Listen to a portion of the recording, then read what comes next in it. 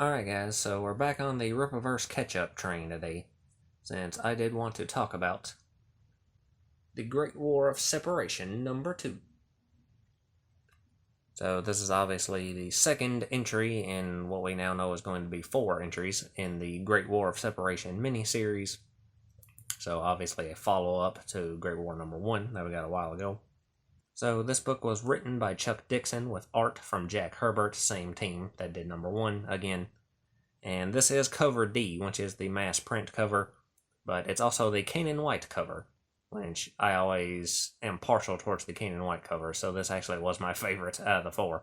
So I did go ahead and pick this up, which this book has been out for quite a while. It come out like last summer sometime, I think, and I am just now getting around to reading it because I'm behind on everything in the world ever.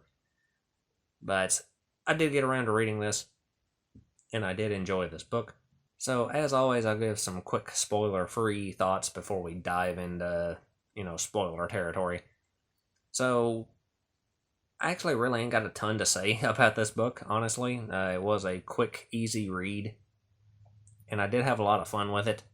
This book is almost entirely action from cover to cover. There's a lot of fight scenes, which are all really well done, and the title is Great War of Separation, so you would expect a lot of fighting in a war.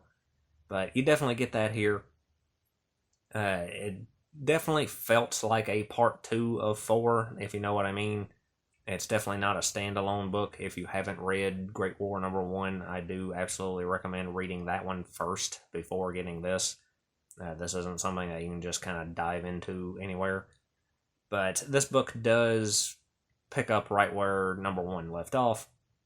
It does advance the story a little bit, but it does feel, not like a complete story, because obviously there's 2 more parts to this that are still yet to come.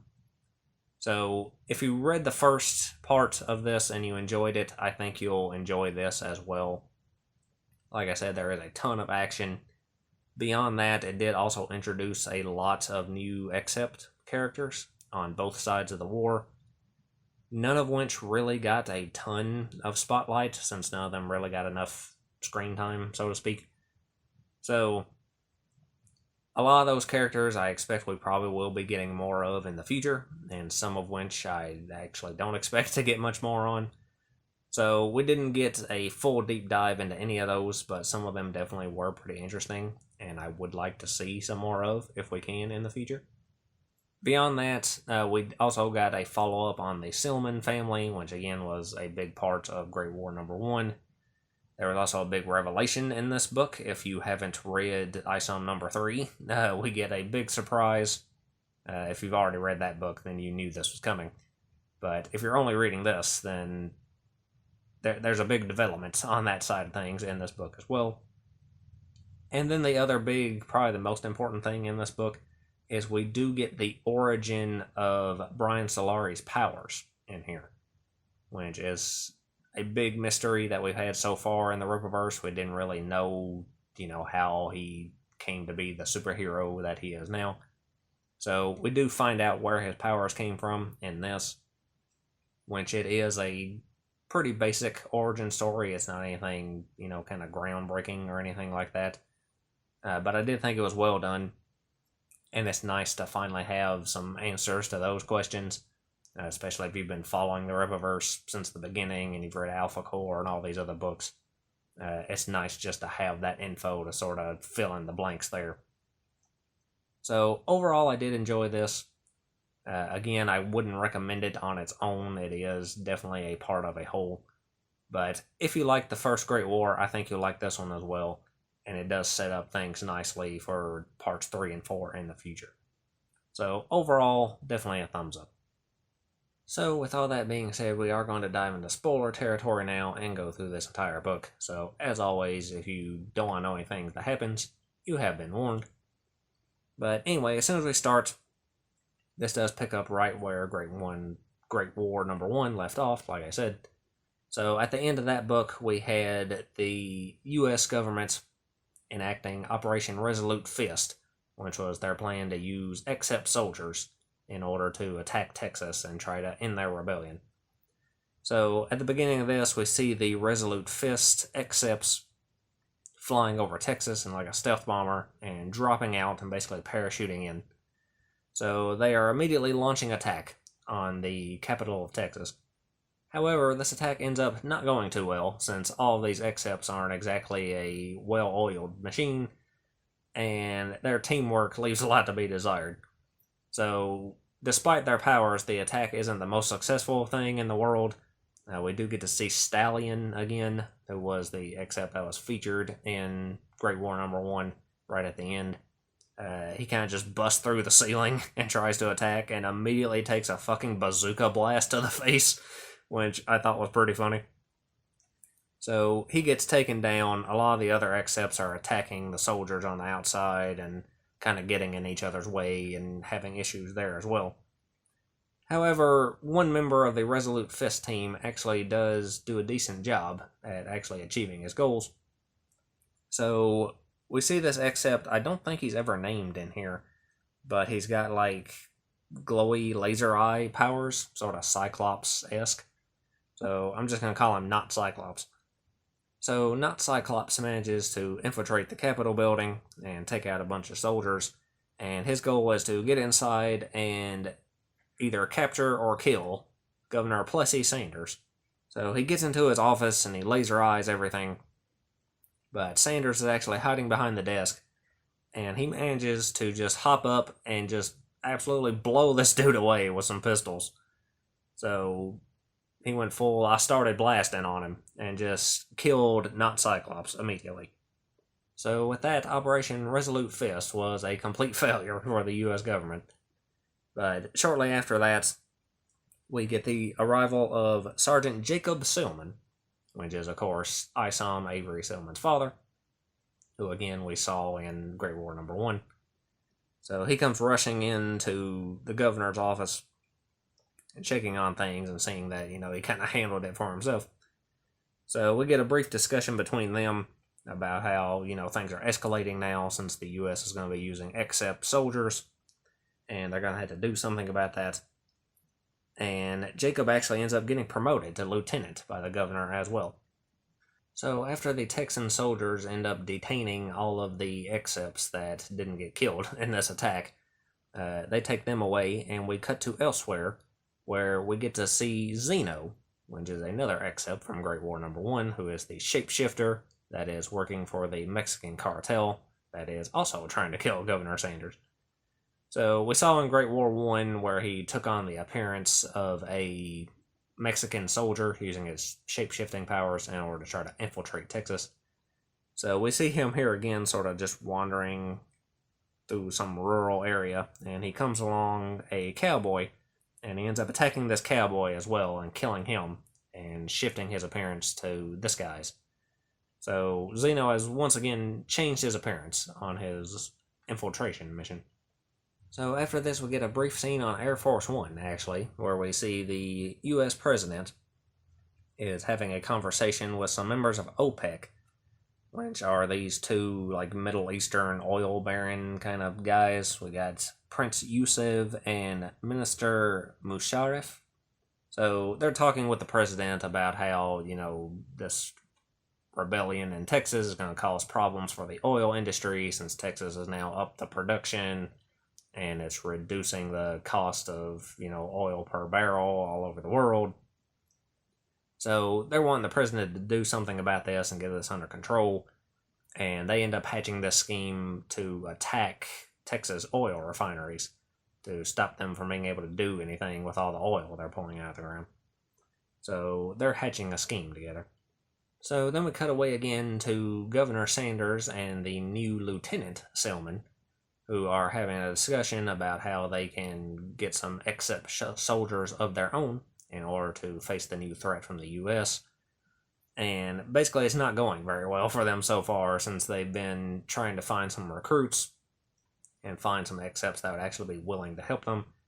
And basically everyone they found is either unwilling to help or is a crazy criminal. So, that's not really going to work too well. So they're trying to figure out what to do about this. And in the middle of this, Brian Solari ends up coming up to them. which Sanders immediately recognizes him, so there's obviously some history between them. So Brian is explaining how, he's defected from the U.S. and he's left the military behind and he's come home to fight for Texas. So Sanders is talking with him and he ends up discussing how he's got a new plan in order to solve the differential accept problem between them and the U.S. And his plan is actually to create new accepts of their own instead of finding willing volunteers. So it then jumps to the next day where we meet Dr. Amanda No and Dr. Ted Ronson, who are two doctors at this, I think it's a Texas A&M military research facility thing. So these two doctors have come up with a way to basically modify people and turn them into accepts. So we end up getting a group of selected soldiers from the Texas military who are all volunteers, but also have gone through a rigorous screening process to make sure they have the right genetic markers and stuff to potentially be successful at this. One of which is, of course, Brian Solari. So we see the two doctors explaining to everyone, the process and how this is going to work. And basically they got to get in these little pod things and get blasted with some kind of ions or something. So anyway, they're going to do experiments on these people to try to give them superpowers. So Brian ends up volunteering first, since he's not going to, put his units through anything that he's not willing to go through himself. So Brian is the first one inside, and he goes through this process, which is apparently excruciatingly painful, but it ends up being a success.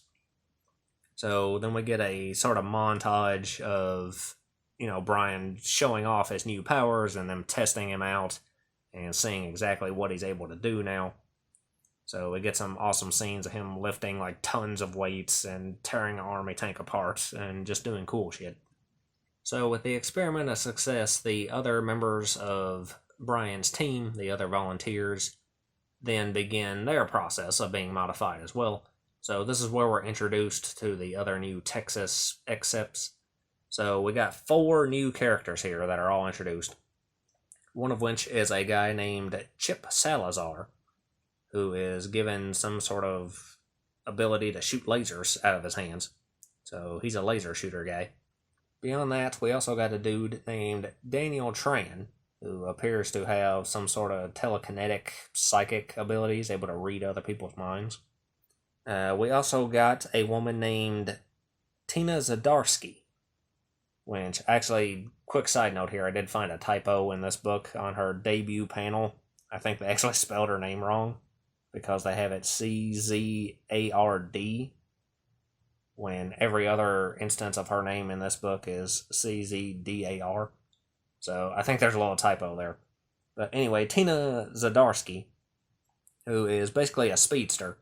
And then lastly, we have another woman named Lydia Stark, which, as far as her powers go, I actually don't really know what they are. This first panel where we see her, she's in the air, but there's a plane behind her. So I'm not totally sure if she can fly or if she's just jumping out of the plane. And throughout all the fights and stuff in the book, the only thing we see her do is just shooting the shit out of people with giant guns. So I'm actually not totally sure what her powers are. But these are the 4 main members of Brian's new platoon.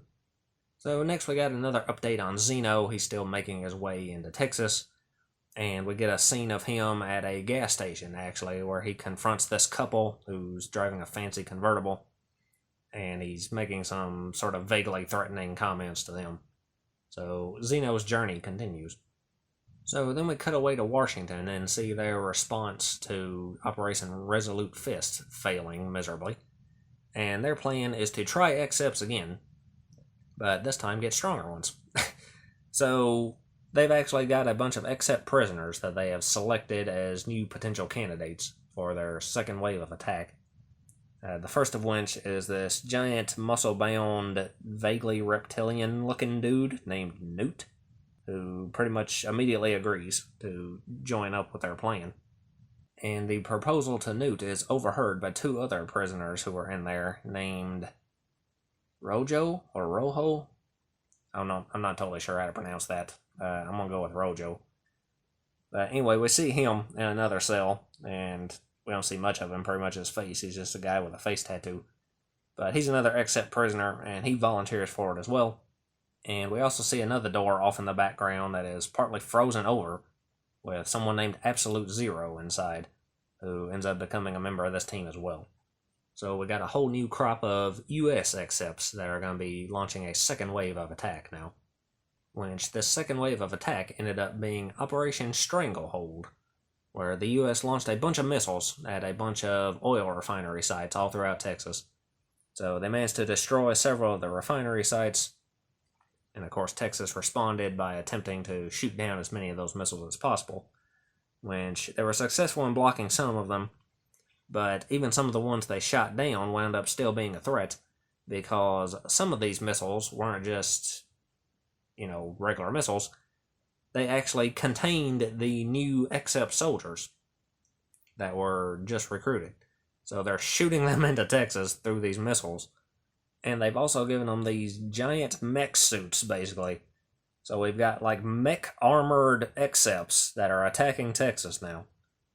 So they're destroying stuff and attacking people and just generally causing chaos all over the place. So, of course, this ends up leading to Brian's new platoon of Accepts making a counterattack to try to save everyone. So, Tina Zdarsky is sort of overeager at the beginning of this, since, she's got her super speed now and, she's kind of full of herself. So, she ends up attacking one of the mech suit Accept guys, and she appears to be successful at first, blasting him with some grenades. But she destroys the mech suit, but the Accept inside is fine, which turns out to be Rojo. So he ends up attacking her and overpowering her, and she shoots the shit out of him with some pistols, but all the bullets just bounce off of him. So obviously he's got some very high resistance. So Brian ends up having to come in and attack Rojo from behind in order to save Tina. But they do manage to take him down together.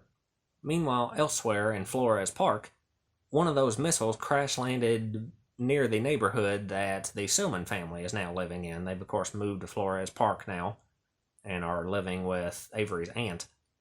So one of the missiles crashes near there, and Avery and his friend from school end up seeing it. So they go to investigate the missile and, of course, see the giant robot getting out of it, and they think it's some sort of space alien or something. So Harriet Silman, Avery's mother, ends up catching them and telling them they need to get out of here. So they start to run off, but Harriet isn't going anywhere. She's actually confronting the robot, which surprises Avery. He's shocked by this and doesn't realize what his mother is doing. So if you read ISOM number 3, this is the thing I mentioned before that you already knew was coming, but if you didn't read that book, this is the beginning of the reveal that Avery's mother, Harriet Silman, is an Accept as well, and she is preparing to fight this giant mech Accept guy. So after this, we get, sort of a back and forth action scene with it cutting between Brian's team fighting Accepts and then Harriet fighting one as well, elsewhere. So on Brian's side, we see Salazar and Lydia working together to attack one of the mech suit Accepts. So again, they destroy the suit, but the Accept inside ends up being Absolute Zero, who we saw the door of earlier, the prison door of. So we finally get the reveal of who this is, and it turns out to be this woman with ice powers. No, it's not Yaira. It's a different woman with ice powers. They actually did explain her powers a little bit. She said that she's a Bose-Einstein condensate, which I'm no scientologist, so I had to look that up since I didn't know what that was. Apparently it's some kind of super cold gas that is so cold it causes the matter to act differently or something. I'm sure someone smarter than me can explain that better. But basically that's what she is. So she's like a super cold, almost ghost lady kind of thing. So she ends up attacking Lydia and Salazar, and she's freezing Salazar's chest until Tina Zdarsky ends up attacking her from behind to try to save them, and she ends up getting her feet frozen from her as well, just from the kick. So Brian has to show up and save the day again. So Brian ends up grabbing Absolute Zero by the throat and literally just chucking her into the fucking ocean, which one, was hilarious, and two, also gave us a naked lady sickle when she turned into when she hit the water, which is alright with me. So anyway, Brian's team is pretty much won here. They managed to take down all the Excepts in their area. However, it is revealed that Salazar did not survive the freezing attack from Absolute Zero. So Salazar did die in this conflict here. So one of the new Excepts on Brian's platoon has already bitten the dust. So we got very little out of him, and now he's gone already. Meanwhile, we cut back to Flores Park, and we see Harriet Silman once again fighting with the mech suit Except. So this is the reveal of her full powers. So we get to see her super strength and super speed fighting against him. And she actually just rips the arm off of this guy. The mecha arm, not his actual arm. But she rips his arm off and starts beating him with it. Which again is pretty hilarious. So she's pretty much beating the shit out of this mecha Except dude. So she takes him down and tosses him into a truck. And Avery, who was supposed to be getting out of here, stayed behind to watch all this, he is completely shocked by all this going on. So it appears that he was not aware that his mother was an Except. So his mother's running up to him, trying to get him to get out of here. And the mech suit Except ends up throwing a truck on top of Harriet, which again freaks out Avery. But this incites a response in Avery, where Avery ends up attacking the mech suit guy as well. So this is also apparently the first appearance of Avery's powers, since if he didn't know his mother was an Except, he probably didn't know that he was an Except either. So this caused Avery's powers to awaken within himself. So now Avery's fighting the mech suit guy, and he's actually doing pretty well against him for a kid. So he's attacking him, and he ends up ripping the mech's head off of it. And it is revealed that the Except inside is Newt, who we saw earlier. So we get to see his ugly mug again. So Newt ends up fighting back against Avery and taking him down pretty easily, until Harriet revives herself and throws the truck back at Newt and takes him down, and finally manages to completely wipe him out, despite the rest of the neighborhood showing up and, seeing what's going on here and recognizing Harriet, of course.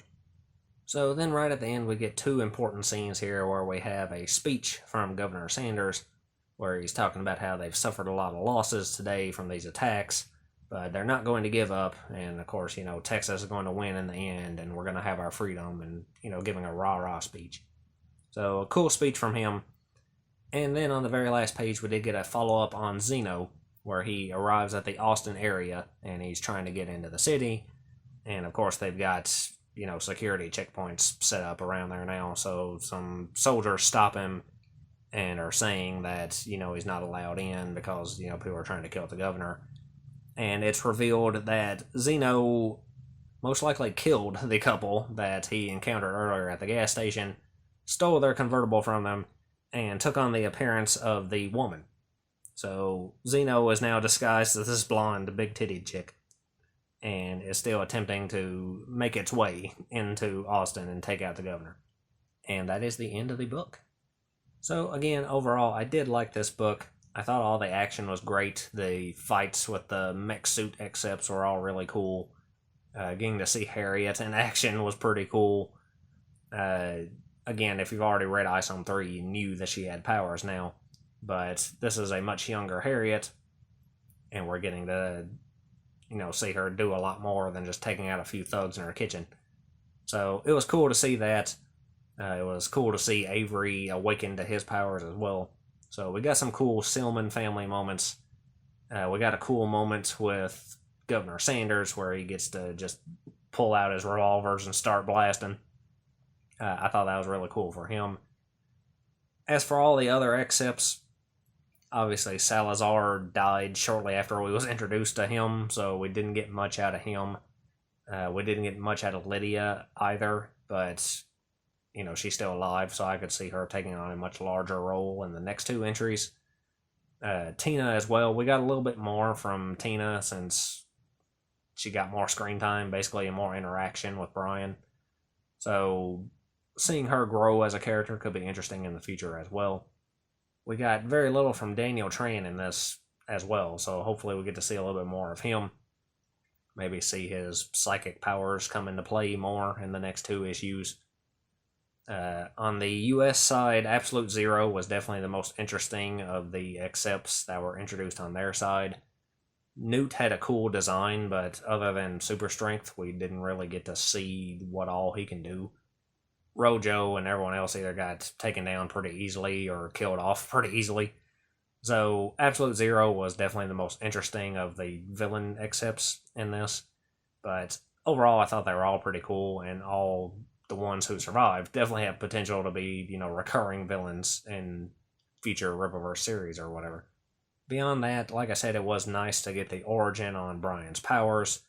Again, it was very paint-by-numbers sort of situation where, he went through some experiments and became a superhero. Still well done. And of course, it is interesting to have him as a contrast to most of our other accepts who seem to have been born with their powers. Avery was obviously born with his. It's a genetic family thing with them. Yaira's powers are based on the fact that she's an alien. So we got a lot of other accepts that were born that way. So having Brian as a contrast to someone who was born just a regular human and turned into an accept later is something different. Kind of reminded me a little bit of the Spartan 4s from Halo, if you're a Halo fan, since it was, military volunteers being turned into super soldiers, basically. But overall, I thought that was all well done. Again, I thought the story was advanced along fairly nicely.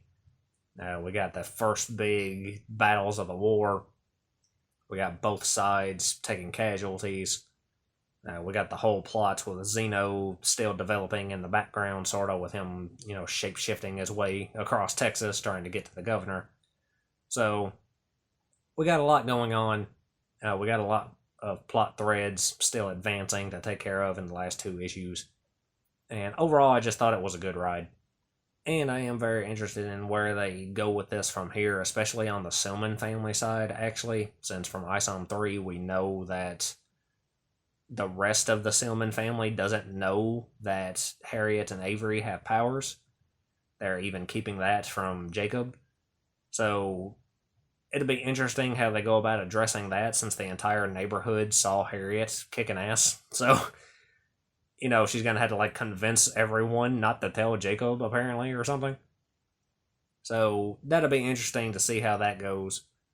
And, of course, we got the main plot with the war going on. Obviously, we know how the war ends with Texas gaining its freedom, since that's the established de facto situation in the rest of the Rippaverse books. So we know how the war ends, but seeing how it goes is going to be an interesting thing as well. So I am looking forward to Great War number 3. As far as the next book I'm doing, I want to say it's Yaira number 3. Honestly, I can't remember. I've got a giant stack that's getting bigger all the time. I just got a Rippaverse order in the mail not long ago. And I have plenty more pre-ordered that'll be on the way soon as well. So I'm not totally sure what's next. Whatever the next thing to come out was after this, I'll be doing that next. But yeah, until then, I guess that's all for this video. So lots of luck to you and yours.